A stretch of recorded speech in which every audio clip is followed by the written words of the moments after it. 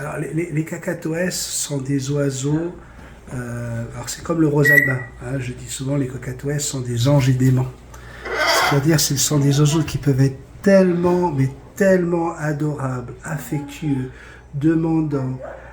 Ils savent exactement faire le cinéma qu'il faut pour que vous allez les chercher, pour que vous fassiez des câlins. Et là, on a vraiment un magnifique spécimen de cacatoès à huppe jaune. Mais je peux vous dire que ce même oiseau peut être également très dangereux si on ne sait pas comment communiquer avec lui. Et Linda nous expliquait très très bien tout à l'heure l'attitude qu'on doit avoir, ce qu'on doit faire avec l'oiseau et surtout ne pas faire pour éviter que cet oiseau vire du côté démon, hein, qu'il reste un petit ange. Il faut juste lui rappeler que c'est vous qui êtes le maître. Et elle parlait tout à l'heure de quelque chose dont je vous parle souvent, c'est de désensibiliser les pattes par exemple. Lorsque ces oiseaux sont encore en cage, ils ont les pattes à l'extérieur, eh bien n'hésitez pas à désensibiliser. Là, on voit très très bien que le travail de Linda a été très bien fait, puisque ce bébé ne me connaît pas. Et regardez, aussi bien le bec que les pattes sont désensibilisées à l'homme. Mais encore une fois, il y a une attitude à avoir, une communication, être au-dessus de votre oiseau. Lorsque l'oiseau ouais, regardez, là, il a une attitude. D'un coup, là, bon, il a décidé qu'il veut me montrer quelque chose. Est-ce qu'il veut faire son clown? Ah, ouais, il y a de fortes chances qu'il va le faire son clown. Donc là, à ce moment-là, il ne cherche pas forcément à être flatté. Si jamais je vais le flatter, regardez, hop, et qu'il se met en position, là, regardez, il me montre qu'il a envie d'autre chose. Sinon, il aurait juste baissé la tête et se serait laissé faire. Eh ben, je ne vais pas aller chercher plus loin. Là, je discute, il me découvre, il découvre ma voix, il voit mes doigts, il voit mes mains. Vous voyez, ses mains, est-ce qu'elles sont gentilles? Est-ce que c'est des mains de prédateurs? Tout ça, là, il faut que lui fasse le calcul, hein, pour savoir quelle attitude il doit avoir envers moi pour sa protection. Parce que l'oiseau, c'est une proie, il veut d'abord se protéger.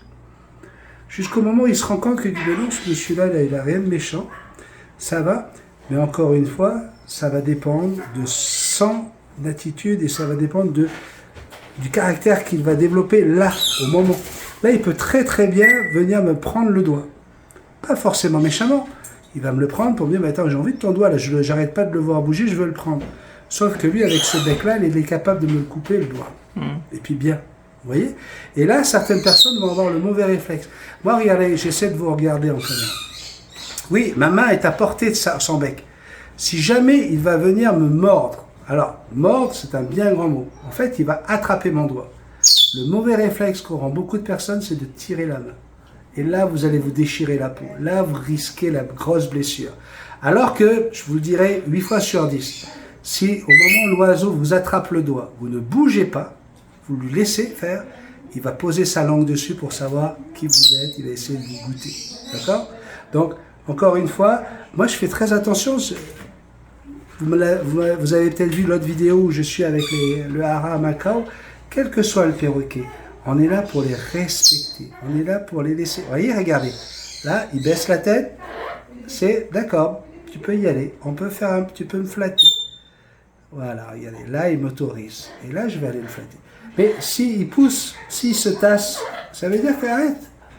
Je ne vais pas m'insister, aller lui mettre la...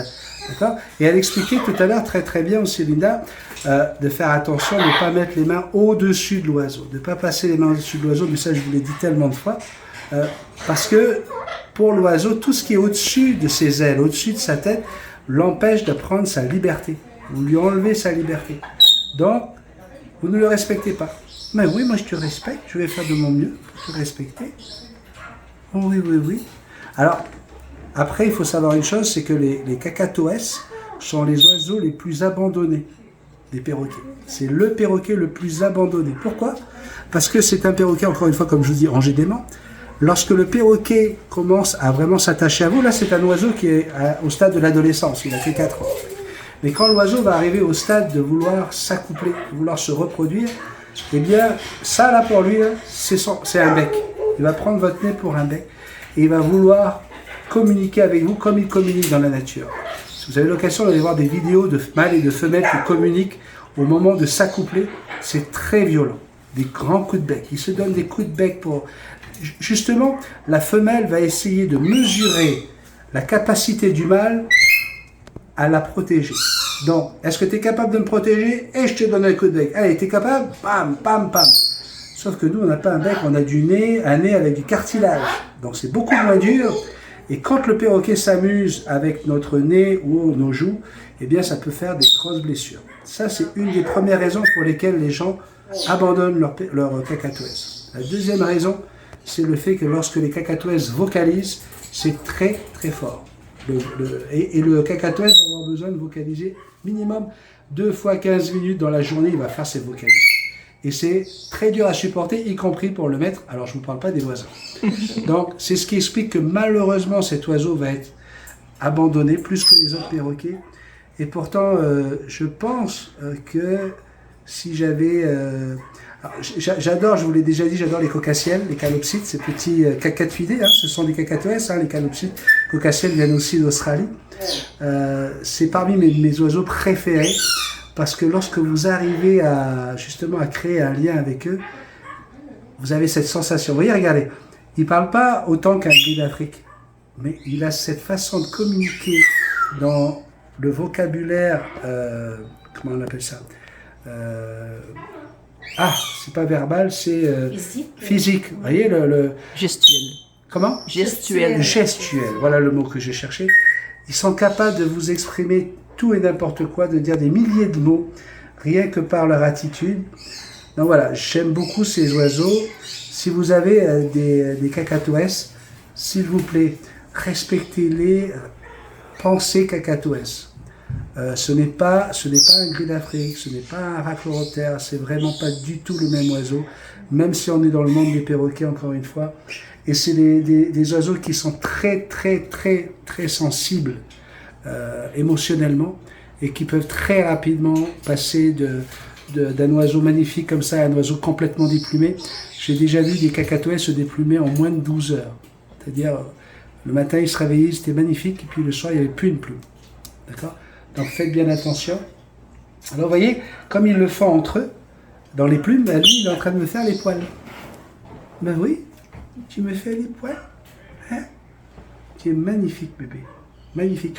Dernière chose, ce que nous expliquait Linda, on va éviter que l'oiseau aille jusque sur l'épaule.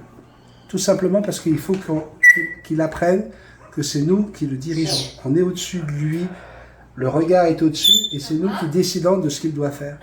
Lorsque l'oiseau est sur l'épaule, eh bien, il va reprendre le dessus, c'est lui qui va reprendre le chef. Donc là, on a un oiseau qui est quasiment à la même hauteur que l'épaule, mais c'est moi qui discute, il est sous mon regard et il est très attentif là. Il est très attentif de tout ce qui se passe, de tout ce qui se dit. Donc ces bébés, ces oiseaux, vous avez en dessous de cette vidéo, vous avez le lien pour pouvoir venir les récupérer, les chercher. Vous n'allez pas pouvoir vous sauver avec, je vous le dis tout de suite. Il y aura du training d'abord. Et puis, il y aura un suivi jusqu'à 2 ans après avoir pris l'oiseau pour savoir si l'oiseau va bien, s'ils sont en bonne santé, si vous en occupez bien. Mais en tout cas, ces oiseaux sont ici dans un refuge pour être soignés, aimés. Et je suis très très fier d'être dans ce refuge aujourd'hui chez mon frère Yannick et chez Linda.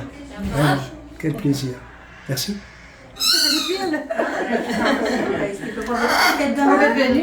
Alors moi j'appelle ça moi j'appelle ça faire les plumes, hein. Alors, mais il y a beaucoup de trucs aussi que j'ai pris de Benny là, parce qu'on écoute souvent les moi ça a été le premier que j'ai appris beaucoup de choses de lui. Allô.